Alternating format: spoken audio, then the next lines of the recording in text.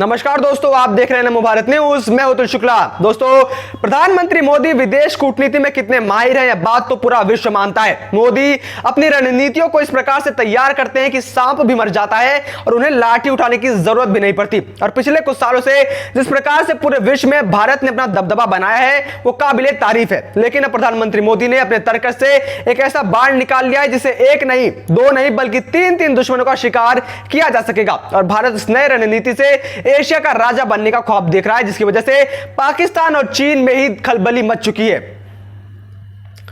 क्योंकि कुछ media reports के अनुसार भारत और तालिबान के बीच कुछ बड़ा पक रहा है। जी हां, आपने सही सुना, भारत और तालिबान एक साथ। तो जी हां, यह बात सच है। तभी तो विदेश मंत्री एस जयशंकर रूस में मौजूद हैं और तालिबान भी वहां पर अब पहुंच चुका है। अब आखिर क्या है यह पूरा मामला, उसको जानने के लिए आप इस वीडियो को पूरा अंत तक देखते रहिए। और साथ ही आप कमेंट बॉक्स में मोदी है तो मुमकिन है लिखना ना भूलें।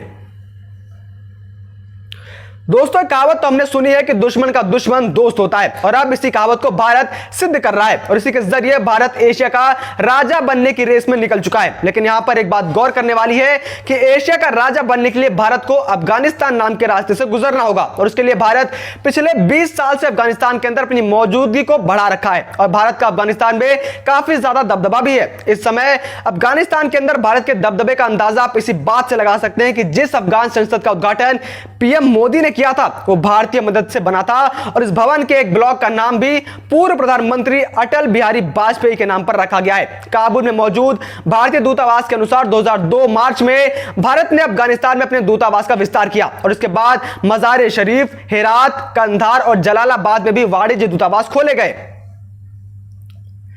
अफगानिस्तान के नवनिर्माण में विभिन्न परियोजनाओं के जरिए पैसा लगाने वाली सबसे बड़ी क्षेत्रीय शक्ति के रूप में भी भारत को देखा जाता है। रिपोर्ट्स के मुताबिक भारत अफगानिस्तान के अंदर इस समय 186 प्रोजेक्ट से ऊपर काम कर रहा है और उसके साथ ही भी पिछले साल ही 600 करोड़ रुपए के 150 नए प्रोजेक्ट स्थापित किए गए थे। ऊपर से भारत ने अभी पिछले साल $8 करोड़ की अफगानिस्तान की मदद भी की। पिछले 19 साल में भारत अब तक अफगानिस्तान में $3 अरब यानी कि लगभग 2200 करोड़ रुपए का निवेश कर चुका है। अब यहां पर सवाल उठता है कि आखिर भारत अफगानिस्तान के अंदर इतना ज्यादा निवेश आखिर कर क्यों रहा है? तो उसके भी 3 कारण हैं। पहला कारण यह है कि अफगानिस्तान की जियो स्ट्रेटेजिक लोकेशन। अफगानिस्तान एक तरीके से एशिया के केंद्र में आता है, जिस वजह से अफगानिस्तान को हार्ट ऑफ एशिया भी कहा जाता है और यह देश एशिया के सभी ट्रेड रूट्स पर अपना दबाव रखता है और इसे गेटवे टू एशिया भी कहा जाता है और इसी के जरिए भारत एशिया का राजा बनना चाहता है। उसके बाद दूसरा कारण है पाकिस्तान। भारत और अफगानिस्तान के रिश्ते शुरू से ही अच्छे रहे और अफगानिस्तान में अपनी मौजूदगी बढ़ाकर भारत पाकिस्तान को 2 मोर्चे से घेरना चाहता है। और उसके बाद तीसरा बड़ा कारण है चीन का स्ट्रिंग ऑफ पर्ल्स को तोड़ना। चीन जिस स्ट्रिंग ऑफ पर्ल्स के जरिए भारत को घेरना चाहता है उसे तोड़ने में अफगानिस्तान की अहम भूमिका है और इसी वजह से भारत चाबहार बंदरगाह का निर्माण भी कर रहा है। सामरिक दृष्टि से बेहद महत्वपूर्ण ईरान के दक्षिण पूर्व तट पर स्थित चाबहार बंदरगाह का विकास भारत द्वारा किया जा रहा है।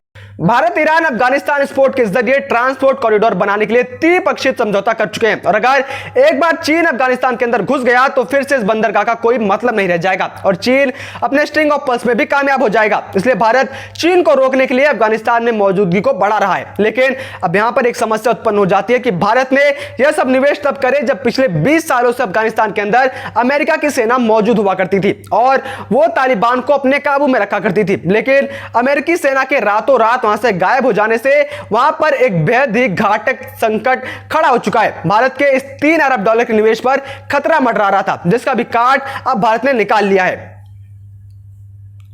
अमेरिकी सैनिकों की वापसी की उल्टी गिनती के साथ अफगानिस्तान में हालात तेजी से बदल रहे हैं। अफगानिस्तान के करीब 398 जिलों में से 193 जिलों पर तालिबान ने अपना कब्जा कर लिया है। इन जिलों में तालिबान की समांतर सरकार चल रही है। अफगानिस्तान के ताजा राजनीतिक हालात ऐसे हैं जिसमें तालिबान को पूरी तरीके से खारिज नहीं किया जा सकता। यह उम्मीद की जा रही है कि सरकार के गठन में तालिबान की प्रमुख हिस्सेदारी होगी। ऐसे में भारत ने अपने दृष्टिकोण में बदलाव किया।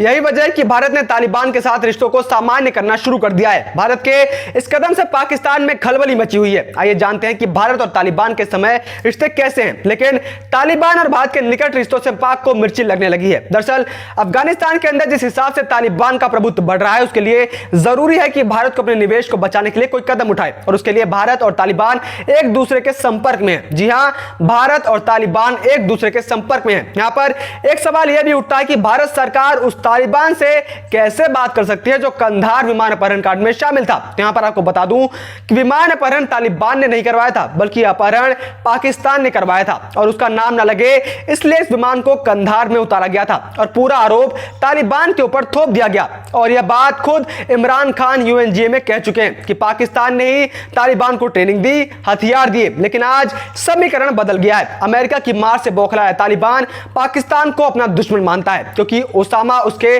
घर में मारा गया, इसलिए तालिबान भी लगातार पाकिस्तान के अंदर बम धमाके करवाता रहता है। और यहीं पर काम आती है दुश्मन का दुश्मन दोस्त वाली चाणक्य नीति। लिहाजा किसी भी स्तर पर सही सरकार तालिबान के संपर्क में तो है ही। विदेश मंत्रालय ने पिछले दिनों संकेत दिए थे कि हमने हमेशा अफगानिस्तान में शांति और स्थिरता को बढ़ावा देना चाहा है। इसके लिए हम कई पक्षों से संपर्क में हैं और हाल ही में भारत ने तालिबान से राजनयिक संबंध बनाने की पहल की है। यह भारतीय हितों के लिए जरूरी है। भारत की यह पहल समय की जरूरत है। अफगानिस्तान में तालिबान के बिना एक स्थायी और स्थिर सरकार की कल्पना नहीं की जा रही। अब यह तय हो चुका है कि अफगानिस्तान की सरकार में तालिबान की सहभागिता होगी। देश हित में कई बार राजनयिक वार्ता जरूरी होती है। यहां पर समझने वाली बात यह है कि अफगानिस्तान में भारतीय हितों को साधने के लिए तालिबान से सामान्य संबंध समय की मांग है।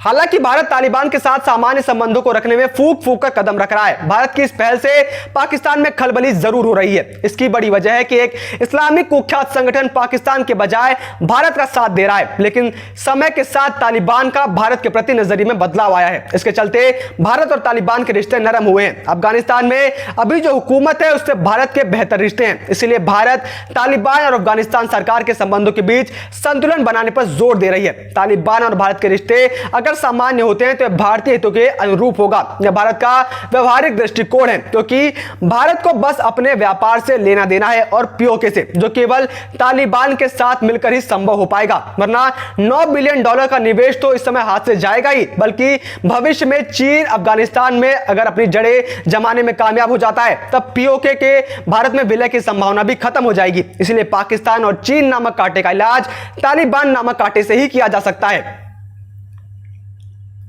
तो इसी बीच तालिबान ने कहा है कि वह अपने पड़ोसी देश भारत और क्षेत्र के अन्य देशों के साथ शांतिपूर्ण तरीके से रहने में विश्वास करता है। तालिबान प्रवक्ता जबीहुल्लाह मुजाहिद ने विरोधाभासी बयान वाले एक साक्षात्कार में दावा किया कि उसका संगठन भारत को अफगानिस्तान से बाहर नहीं करना चाहता। मुजाहिद ने एक पत्रिका में कहा कि यदि तालिबान सत्ता में वापस आता है तो हम भारत समेत अन्य देशों से सामान्य रिश्ते रखना चाहेंगे। तालिबान और भारत के लिए एक दूसरे से सुलह संभव है। उसने कहा भारत की भूमिका उन देशों से अलग है जिन्होंने अफगानिस्तान में कब्जे के लिए सैनिक भेजे। मुजाहिद ने कहा कि भारत और अफगानिस्तान के संबंध ऐतिहासिक रहे हैं। ऐसे में यह बात भी सच है कि तालिबान एक रूढ़िवादी और कट्टरपंथी विचारधारा का संगठन है, लेकिन हमें उससे कोई भी लेना देना नहीं है। तालिबान अपने लोगों के साथ क्या करता है वो उसका मसला है। भारत को फिलहाल अपने $9 बिलियन के निवेश की चिंता है और अगर भारत और तालिबान के रिश्ते सुधरते हैं तो भारत अफगानिस्तान के अंदर भी अमन स्थापित करने में कामयाब हो सकता है, क्योंकि भारत के अफगान सरकार से रिश्ते पहले से ही अच्छे हैं। तो वहीं यहां पर एक पल को मान ले कि अगर तालिबान कल को भारत विरोधी गतिविधियां शुरू भी कर देता है तो भारत इतना ज्यादा शक्तिशाली है कि वो तालिबान जैसे कई आतंकी संगठनों को नेस्तनाबूद कर सकता है, जैसे अमेरिका ने किया, और ये बात तालिबान भी जानता है। तो आपका इस पर क्या विचार है, आप कमेंट बॉक्स में कमेंट करके जरूर बताइए। जय हिंद, जय भारत। वीडियो को लाइक, सब्सक्राइब और शेयर करना ना भूलें। अपने विचारों को कमेंट बॉक्स में लिखकर हम तक जरूर पहुंचाइए।